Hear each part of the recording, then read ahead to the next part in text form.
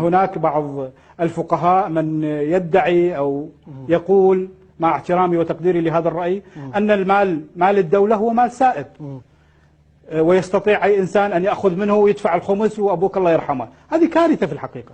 هذا الفكر لا يدير دولة، هذا الفكر يدير عصابة، يصلح لعصابة مع تقديري واعتزازي. أنا أتحدث بلغة قانونية ولا أتحدث بلغة دينية.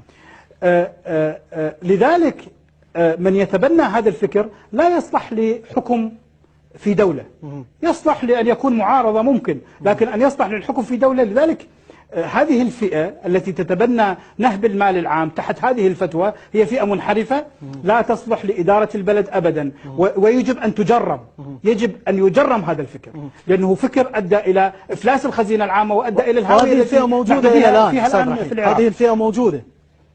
نعم موجودة. نعم أحد الوزراء في إحدى الوزارات يحدثني المفتش العام، قال له هذا فساد، قال له لا تقل لي فساد، أنا عندي فتوى من مرجعي يجيز لي أخذ هذا المال، لا تحدثني عن الفساد. الفساد بمفهومك أنا لا أعترف به، الفساد بمفهوم مرجعي. مرجعي يقول من حقي أن أخذ من هذا الأموال، فلا تحدثني بالفساد الذي تفهمه أنت.